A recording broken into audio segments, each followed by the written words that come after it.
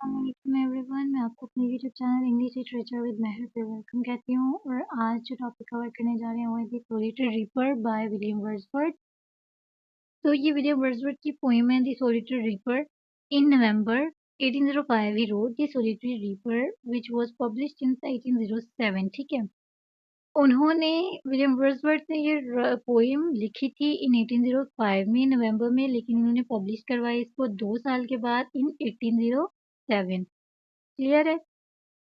Wordsworth was reading a friend's manuscript on a trip to Scotland when one passage brought back a 2 years old memory of a lone reaper.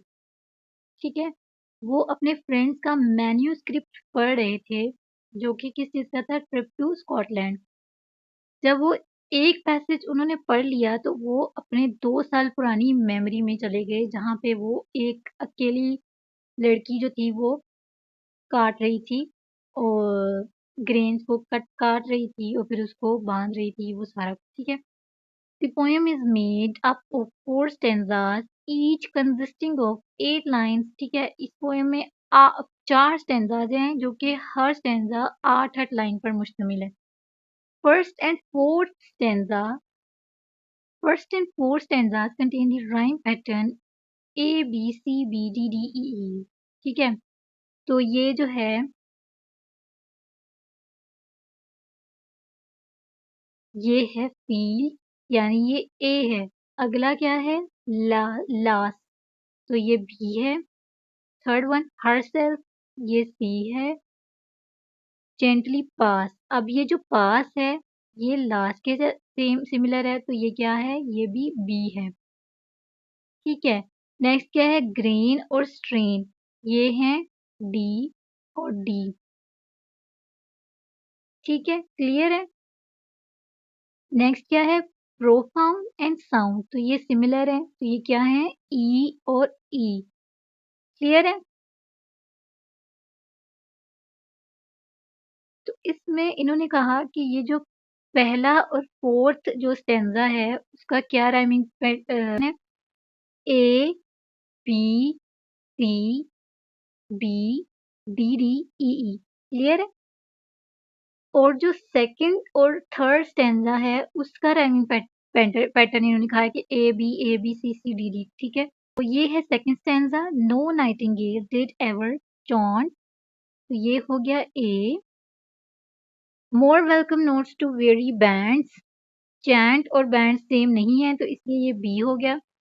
Of travellers in some shady haunts, haunts और chaunts, चॉन्ट्स और haunts क्या हैं? Similar, तो ये A हो गया। Among Arabian sands, sands और bands क्या हो गया? बी हो गया। A voice so thrilling never was heard, तो ये क्या है? C. In spring time from the cuckoo bird, heard और बर्ड क्या है? सिमिलर साउंड्स हैं, तो क्या हो गया? ये सी सी हो गए। Breaking the silence of the seas, ये है सीज भी इनसे सिमिलर नहीं है तो इसलिए ये डिफरेंट है, तो ये डी है। और अमंग दी, ये क्या है? फार्देस्ट हेब्राइडीज, सीज एंड हेब्राइडीज क्या हो गए? ये डी डी हो गए। ठीक है, तो क्लियर है आपको? तो जो फर्स्ट और जो फोर्थ है स्टैंजा, इनकी राइमिंग मीटर्स पैटर्न सेम है। सेकंड और थर्ड है, इनके राइमिंग मीटर्स जो हैं वो क्या हैं? सेम है। ठीक है, राइमिंग पैटर्न जो है वो ये है। ठीक है, क्लियर है अब आपको?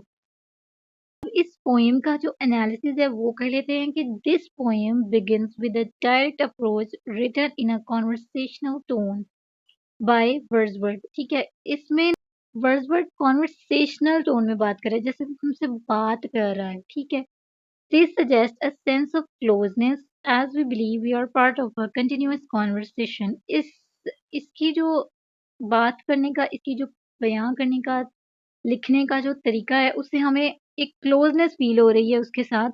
ऐसा लग रहा था, ऐसा लगेगा जैसे हम लोग वहीं पे मौजूद थे उस जगह पर इस पोएम की वजह से। It also provides a sense of urgency since we are placed in the middle of the action. ठीक है, जैसे हम लोग वहां पे उस एक्शन में के दरमियान मौजूद है, अलोंगसाइड वर्ड्सवर्थ के साथ। As he observes the girl at work in the field, वो एक लड़की को काम करते हुए खेतों में देख रहा है। He paints a picture of man and nature coexisting in peace with a few well-chosen words। ठीक है, उसने इंसान और कुदरत के दरमियान जो एक रिलेशन है उस चीज को उसने बहुत ही प्यारे अल्फाज में, बहुत ही चुनिंदा अल्फाज में उसने ये बयान किया है कि single in the field, solitary highland lass, reaping and singing, cuts and binds the grain। ठीक है, कि वो गाना भी खुद गा रही है, वो काट भी खुद रही है, वो अकेली फील्ड में खड़ी हुई है। ठीक है, खेतों में वो लड़की अकेली है, वो काट भी रही है, गा भी रही है, वो इन जो ग्रेन्स हैं उनको, कटे हुए जो ग्रेन्स हैं उनको बांध भी खुद रही है। ठीक है, The opening stanza, however, is not only descriptive। उसका जो opening stanza है वो इतना ज़्यादा लाइक डिस्क्रिप्शन नहीं दे रहा, डिस्क्रिप्टिव नहीं है उसका। फर्स्ट स्टेंजा कौन सा है? फर्स्ट स्टेंजा में ये है ना कि बी होल्ड हर, उसे देखो। सिंगल इन द फील्ड, कि वो अकेली खेतों में खड़ी है। Yon solitary highland lass, reaping and singing by herself, काट भी खुद रही है और गा भी खुद रही है। स्टॉप हियर, यहाँ रुक जाऊं, और जेंटली पास, या फिर यहाँ से आराम से चला जाऊं।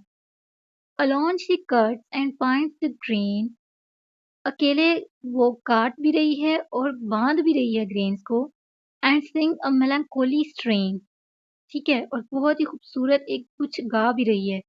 ओ लिसन, ओ सुनो, फॉर द वेल प्रोफाउंड, वादी is overflowing with the sound, जो गहरी वादी है वो ओवरफ्लो कर रही है उसकी खूबसूरत आवाज से, उसके खूबसूरत गाने से। ठीक है, तो ये जो the reaper is introduce to the concept of reacting with the statement stop here और gently pass.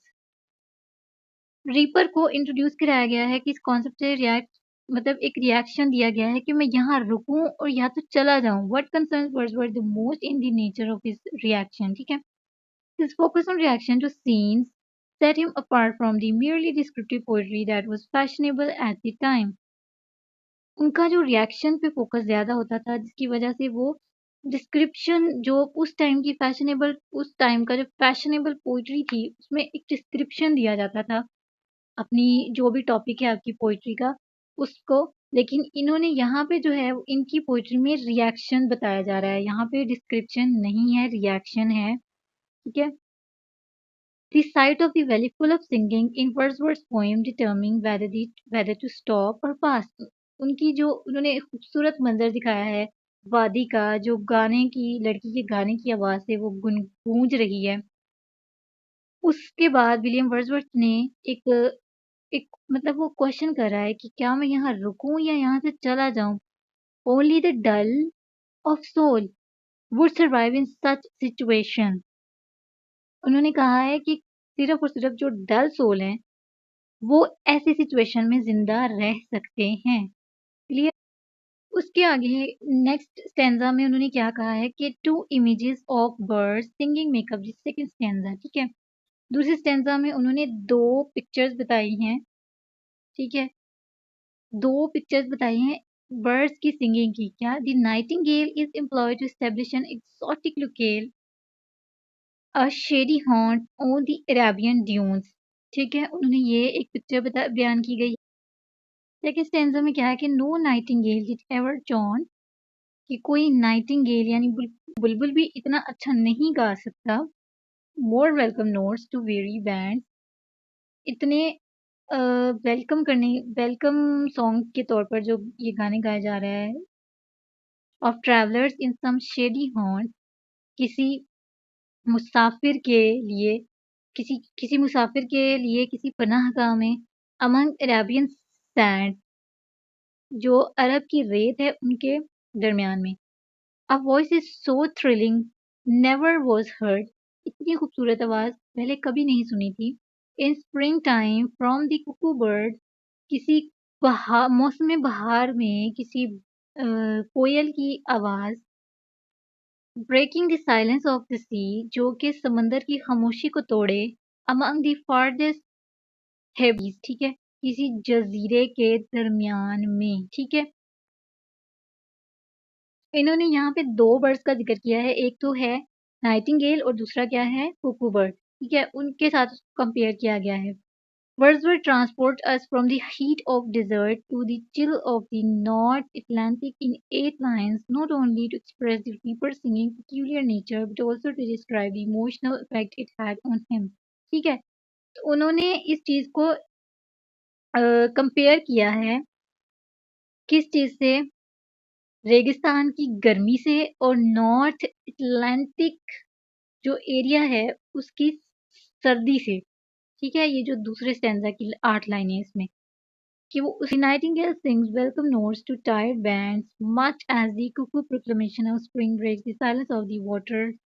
Both songs convey relief, comfort, and optimism in the face of adversity. The suggestion is that Wordsworth is affected by the Reaper song in the same way. ठीक है, clear है।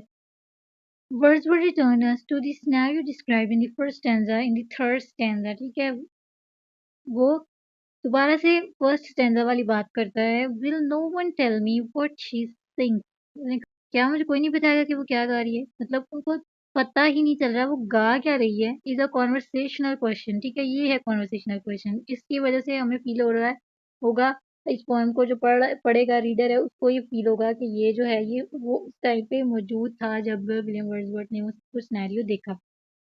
We are back in this significant moment but only for a moment. ठीक है, सिर्फ एक लम्हे के लिए हम उस मोमेंट में वापस जाएंगे। By posing this question Wordsworth invite us to consider reaction to this song once more. वो हमें इनवाइट कर रहा है कि एक और रिएक्शन दें उस सॉन्ग पे। ठीक है, different responses to the song results in various responses to his query.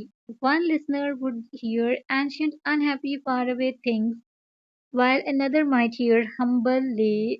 ठीक है, तो अब कहना ये है कि जो डिफरेंट है, डिफरेंट पीपल पे इस क्वेश्चन का डिफरेंट आंसर पड़ेगा। मतलब जो सुनने वाला है, जो रीडर है, जो लिसनर है, उस पे कुछ पे पड़ेगा कि ये एंशियंट राइटिंग है, कुछ एंशियंट सॉन्ग है, या जो भी है, या अनहैप्पी है, या दूर की कोई चीज है।